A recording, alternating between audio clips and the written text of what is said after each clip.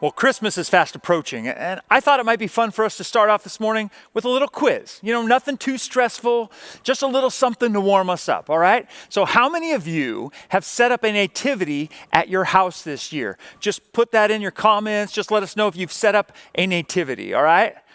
Okay, well, wow. As a church, we want to reach people who are far from God, and obviously we've hit our mark because only 3 of you have put Jesus in your Christmas this year. Wow. But I think most of you at least know the basics of the Christmas story, so a little participation. Feel free to yell out your answers at your TV or your computer or your phone. Oh, wait. I forgot. Yelling was just declared illegal in the state of California. Shoot. Well, hey, you know what? I won't tell if you won't. So let's just take a little Christmas quiz. Y'all ready? Great. Here we go. Now, if you're taking this at home, try not to do what your kids have done every time they've taken a test during distance learning, all right? Don't cheat. Don't let your parents take the test for you. You've got to do this on your own. If you're in a group, just shout out the answers. Here we go. Question number 1.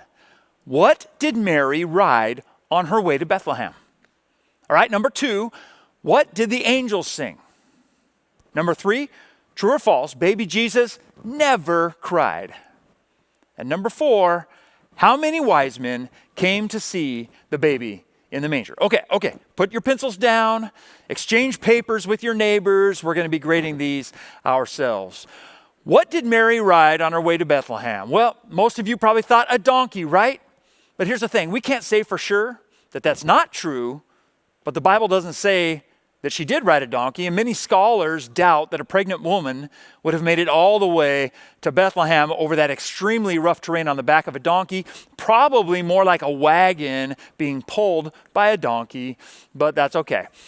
Now, as for what the angels sang, we really don't even know if they sang. The Bible doesn't really say that they sang, only that they talked. They said, glory to God in the highest. I'm trying to picture the angels saying, it's better just picturing them singing, I know. Now, how about baby Jesus? No crying he makes? Just a line from Silent Night. I'm sure just like any newborn, little 8-pound, 6-ounce newborn infant baby Jesus had some lungs on him. And the wise men, well, the Bible never says 3, could have been many more than that, never says they came on camels, and we know this for sure, though. They weren't at the manger. They probably didn't see Jesus until he was about 2 years old living in Nazareth. And I know you're looking at me like I just killed the nativity. Well, guess what? Jesus wasn't born on December 25th either. But hey, even if some of what we think we might know comes from tradition or songs or claymation television specials that we watched as kids, but the meat of it, the meaning of it, the truth of it stands as strong as ever. And I would suggest that maybe what appears to be this series of unfortunate events is actually exactly what makes this story so beautiful, so powerful, so meaningful to our lives, even after 2,000 years has passed. And another one of the well-known images of the Christmas story is the innkeeper, standing at the door telling Mary and Joseph there's no room for them in the inn. And in fact, we find this part of the story in the gospel that was written by the medical doctor, a friend of Paul's. His name was Luke. And in Luke chapter 2, verse 6, we read this: while they were there, the time came for her to give birth, and she gave birth to her firstborn son. She wrapped him snugly in a cloth and laid him in a feeding trough because there was no room for them at the lodging place. Now that's the NIV version, but if you're a fan of the MCCB version, you've never heard of the MCCB version, that's the Merry Christmas Charlie Brown version. You know, when Linus is up on the stage, his version was like this: and so it was that while they were there, the days were accomplished that she should be delivered. And she brought forth her firstborn son, and she wrapped him in swaddling clothes and laid him in a manger because there was no room for them in the inn.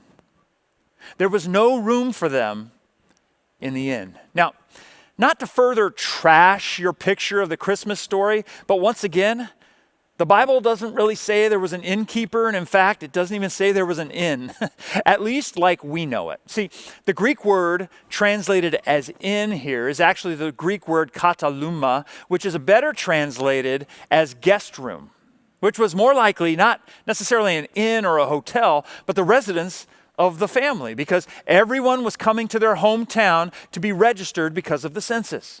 And there was a bunch of families staying at this house, and there were apparently no more rooms available for them to stay there. So they had to stay in the place where the animals were kept, possibly in the lower level of the house, possibly in a cave, possibly in a stable. We don't really know whether it was an inn or a house, a cave or a stable. The point of the story, though, remains. The creator of the world became a human baby. I mean, one of Jesus' closest friends, John, says it like this in his gospel. He said, "The Word became flesh, and he dwelt among us." And though John goes on to say that we beheld or we saw his glory, but the reality is, when Jesus was born, there really wasn't too much glory really to be seen. Nothing really spectacular, with the exception of some angels seen by some shepherds. I mean, he was born in an insignificant town to an insignificant girl, wrapped in some rags, laid in a feeding trough. He came, but it wasn't in majesty and glory. In fact, John also writes that he came to his own, but his own did not receive him. They rejected him. And so it is very rightly said that in Bethlehem and in the entire world, there was no room for Jesus when he came. And I wonder how much has really changed after all these years. I mean, I bet you think, man, if I were the innkeeper or family member, I would have made sure I gave the best room in the house to Mary and Joseph and little baby Jesus. But I wonder, as we sit here today, if you're completely honest with yourself, is there room in your heart? Is there room in your life for Jesus? Do you have room for Jesus today? You know someone who used to be on fire for God. They got saved and they were excited and so involved and in love with Jesus, so thankful for his grace and forgiveness, but over time, the fire really kind of burned out. I mean, they aren't atheists or anything, but it's just that there seems to be really no room. Jesus, he's just kind of something to pull out at Christmas time, to set up on the table in ceramic figurines, but not really something or someone worth living or giving your life to. Do you know anyone like that? Just kind of apathetic about the whole thing, kind of going through the motions when you need to, but, he doesn't really impact or influence your life very much. You know anyone like that? Could that describe you today? Because see, whether it's you or your friend, I thought we could talk about why that might happen to us and what we might do about it. And so I want to talk about 3 possible reasons why you might feel numb or apathetic, why you might be going through the motions, why you might not have that much room in your life when it comes to God. 3 possible reasons. You ready for them? They're these. You're too full, you're too hurt, you're too tired. You're too full, you're too hurt, or you're too tired. You're too full. There's just no room. No vacancy. Now, many of you knew my dad, and if you didn't know my dad, he was probably the clearest picture of integrity that you could find in a real life person. In fact, it sometimes drove me a little bit crazy. I'd be like, "Come on, Dad. Just, no one cares. Just do it, okay?" I mean, I know, I sound like Satan sitting on my dad's shoulder. But I remember clearly as a boy one time, we were going on a trip, we were driving across country, and we were in the middle of this huge thunderstorm. And we came to this Ramada Inn out in the middle of nowhere. And Dad went inside the Ramada Inn, and he came back outside, and he said, there's only one room left. And we can only put 5 of us in that room. And see, the problem was that there were 6 of us. And so my dad said, I will sleep outside in the car while the rest of you sleep inside. And we were like, Dad, come on. I mean, it's pouring rain, it's cold, it's wet, just go inside. And my dad said, no. And I said, Dad, no one will know. And my dad said, God will know. And so my dad slept outside in his car because there was no room for him in the Ramada Inn. Now, I am always honored, I got to tell you, when people tell me that I'm like my dad in some way. But let's not kid ourselves, okay? When Tracy and I would travel with our 4 kids, and there was a 5-person limit in a hotel room, man, we'd make our oldest ones walk way far away from us and pretend that they were with other families. And they'd be like, I don't know, they were like 7 and 8, and we'd be checking in, and they'd be like, Dad, I have to go to the bathroom. And I'm just ignoring them completely. I'm telling the clerk, man, look at those poor kids over there. Man, where are their parents, you know? And then we'd walk really fast to the elevator and not let them get on with us, you know? And then we'd be like, the doors would be closing. I'd be like, we're on floor 8, come find us, floor 8, you know? So, I mean, I'm sorry, Dad. But, you know, that's a message that I'll preach during our next parenting series. But the point is, for some of us, we have so much squeezed into our lives, we just don't have room for Jesus. There's no vacancy, no room. I mean, we wish we did, but there's just way too much else in there.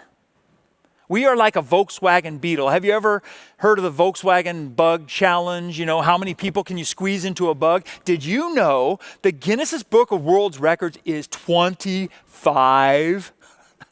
Wow, I got news for you. Once you got 25 people in a VW Bug, nothing else is getting in there. And that's like some of us. Our lives are just too full of stuff. You know, sometimes our lives are too full of good stuff, full of the blessings of a life well lived, full of fun and adventure and a beautiful home and a beautiful family and a job you love that pays well. And life is really good. And of course, there's nothing wrong with those things. But, you know, it's just like after you've had your Thanksgiving dinner, you're stuffed. And then someone says, hey, got room for dessert? What do you say? I mean, if you're like me, you know, you say, yeah, sure, I'm already sick, but shovel it in. But, you know, you're not like me. You're better than me. And you say, I can't eat another bite. There's just no room.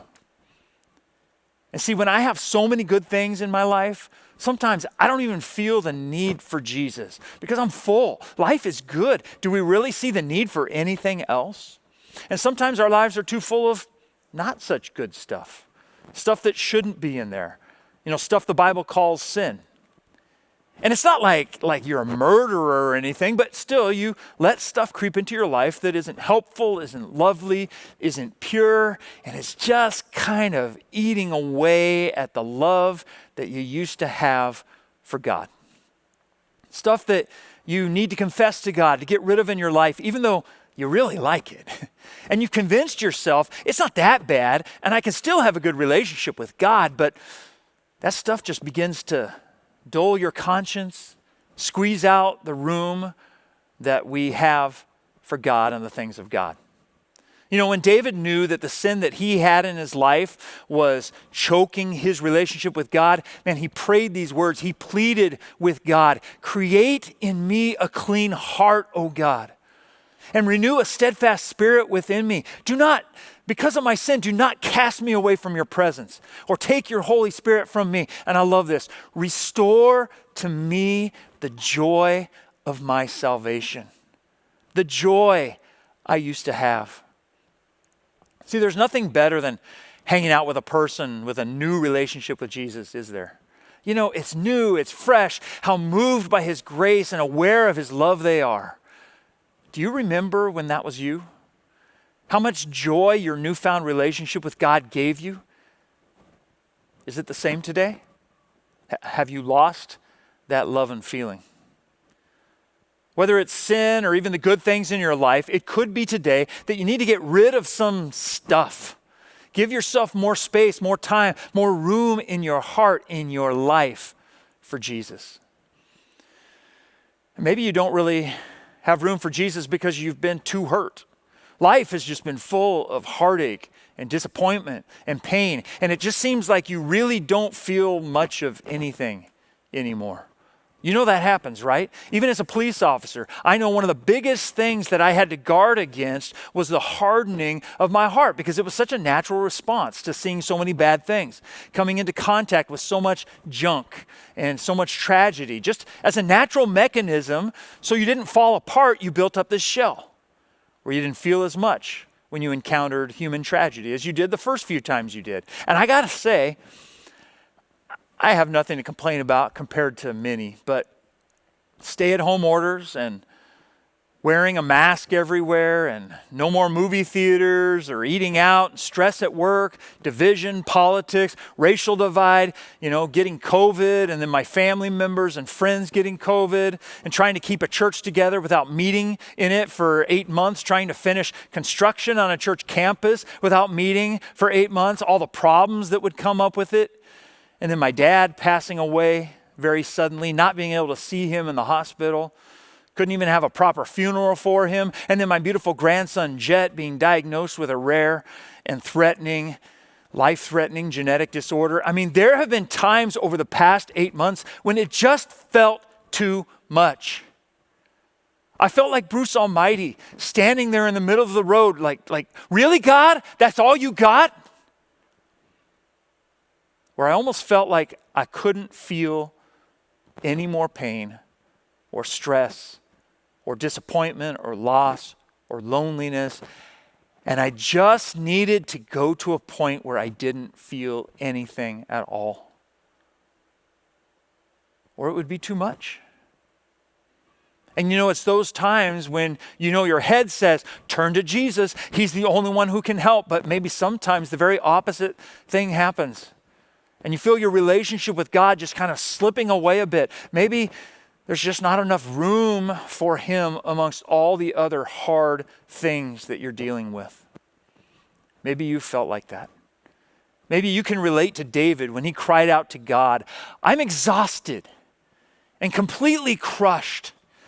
My groans come from an anguished heart. The floodwaters are up to my neck. Deeper and deeper I sink into the mire. I can't find a foothold to stand on. Maybe today you're just numb from the pain. Maybe today you're just tired. I mean, in some ways, the last few months has been exhausting. Anybody here just feel tired? You'd think forcing us to stay in more would have had the opposite effect, but maybe months of division and loneliness and not being able to see friends or family, the stress. You used to feel angry about the whole thing, but now you're just tired. They try to institute another lockdown and your business is already hanging on by a thread and you almost don't have the energy to fight anymore. You can barely get off the ground. Well, if that's you today, I want to encourage you. As a fellow traveler through this journey, if you feel like you are just too busy, too full, too hurt, too damaged, too tired, too weary,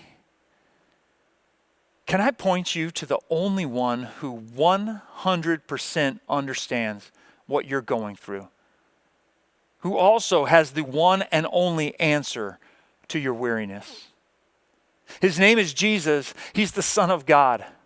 He was born in a feeding trough, in a place where there was no room for him in the inn. 30 years later, he will be taken outside the city to a hill and nailed to a tree. His blood shed for your sins and for mine, and for the weariness that you feel right now. And I want you to listen closely to his words. Come to me, all you who are weary and carry heavy burdens, and I will give you rest. Take my yoke upon you. Let me teach you, because I am humble and gentle, and you will find rest for your souls. For my yoke fits perfectly, and the burden I give is light. See, are you feeling like there's no room in the inn in you for Jesus today? I want you to know this. Jesus understands. He loves you. He wants to be with you today. He wants to take away your weariness. And if you feel like there's no room in your heart for Jesus today, here's what I want you to do this week, okay? I want you to slow down. I want you to take a moment, all the stuff that's in your life, maybe empty it out a little bit, all the worry, all the stress, all the hurt, all the things that you think about.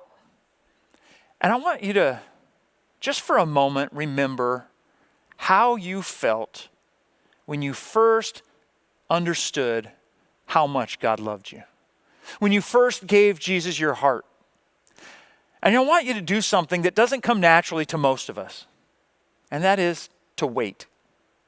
In fact, it's something that the Bible calls waiting on the Lord. And you're probably thinking, that's your advice?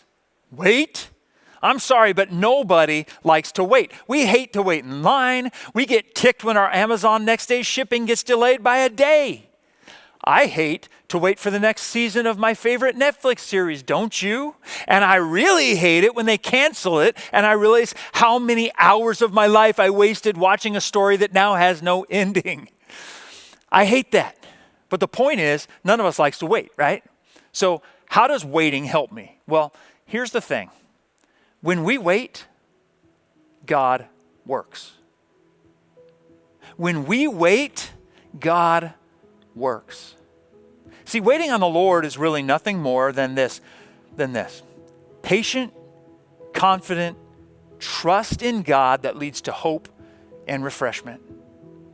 It means trusting in His timing and not in your own. It means trusting that He knows what's best for you, even more than you do yourself. It means being confident that though the storms come, though the mountains fall into the sea, still God is in control. That He loves you, that He has plans for you, that He wants a close relationship with you, that He wants to bless you, that He wants to get you through this numb, empty season. He wants to refresh you. He wants to restore to you the joy of your salvation. I love how Isaiah puts it. In Isaiah 40:28, he says, don't you know that the Lord, who's your Father, is the everlasting God, the creator of all the earth? Yes, you're tired. Yes, you're hurting. Yes, you're distracted. Yes, you feel numb. Yes, you grow faint and weary. But your God, your Father, your Savior who died for you, He never grows faint or weary. No one can measure the depths of His understanding. He gives power to those who are tired and worn out. He offers strength to the weak. Even youths will become exhausted, and young men will give up. But those who wait on the Lord will find new strength. They will fly high on wings like eagles. They will run and not grow weary. They will walk and not faint. Too full? Too hurt? Too tired today? Maybe it's time that you stop trusting in yourself and you begin to wait on the Lord and see how He changes and restores you. And maybe, just maybe, you might find some room in the inn for Jesus this Christmas after all.